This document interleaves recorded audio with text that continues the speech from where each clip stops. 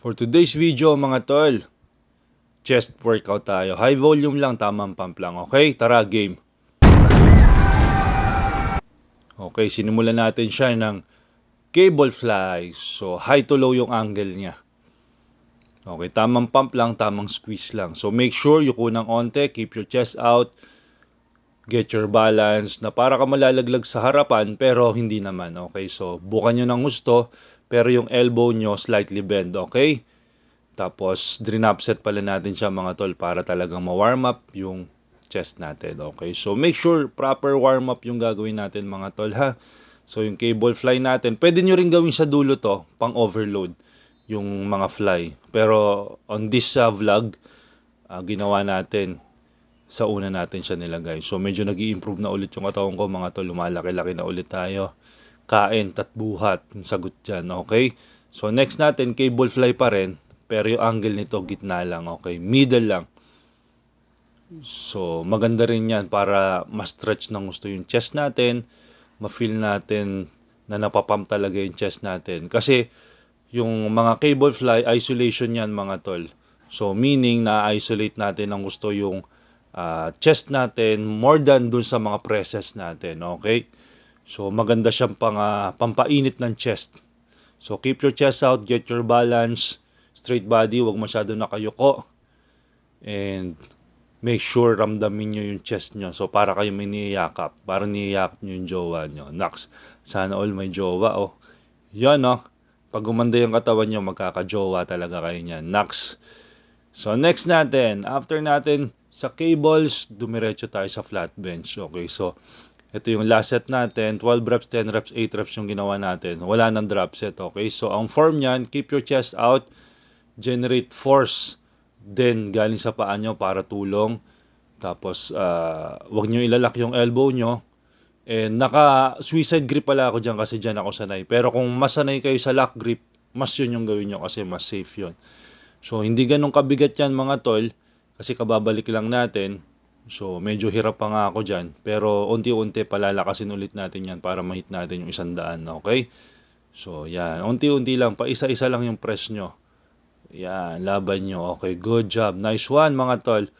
So, squeeze syempre. Pigain nyo. Ang importansya ng squeeze para ma-feel natin yung nutrients at blood mapunta dun sa chest natin. Then, after natin mag-flat bench, dumiretso tayo sa chest press machine.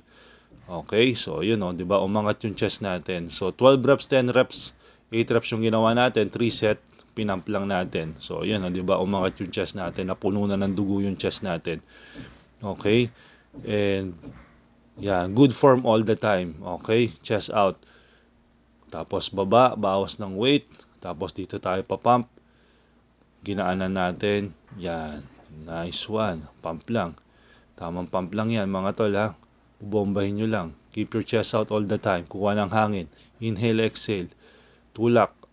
Good. Nice one. Nice one. Good job. Then, squeeze. Diba? Pumutok. Good. Nice one mga tol. Pumutok na siya.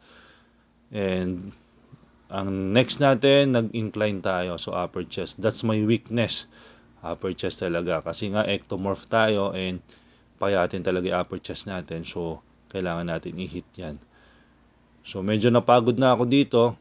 Nagawa ko lang is 8 reps, 6 reps, and 4 reps. Progressive overload pa rin. Nag-start ako dyan 22, tapos 24, then 26. Pero dahil ang onti lang ng reps na ginawa natin, drain upset din natin siya. So yan. So huwag nyo na pipilitin mga tol pag hindi nyo na kaya. Kasi baka ma-injury lang kayo. I-drop set nyo na lang. So pump. Okay, yan, di ba? Para naman mas ma-overload nyo pa siya at mas sumakit yung chest nyo. Keep your chest out, di ba? Yan, generate force. Yan, huwag kayo mag-ego lifting. Good form palagi. Siyempre, at the end of the exercise, pipigain nyo siya. Squeeze, yan. So, last exercise natin na ginawa para sa chest, nag-isolate ulit tayo. So, pec deck.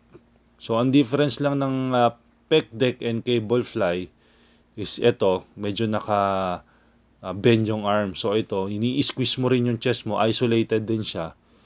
Pero limited yung stretch. Pero mas maganda yung squeeze. So yan, kung may machine kayo na pec deck sa gym na pinag-workoutan nyo, gawin nyo rin to. Yan, tingnan nyo, di ba? So, may squeeze yung chest natin. Isolated talaga siya. Yung position ng arms natin is isolated na isolated. So, maganda rin to para ma-improve yung chest natin. Okay, ma-improve yung roundness ng chest natin. Mawala yung man boobs nyo. So, ayan, di ba? Umangat siya.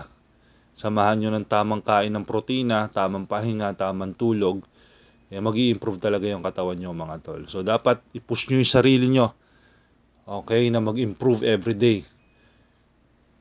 Yan. Nice one. So yung mga tol, salamat sa panonood. Thank you for watching. I hope na-enjoy niyo yung chest workout natin for today. 6 exercise, majority nun puro drop set yung ginawa natin. See you on the next vlog.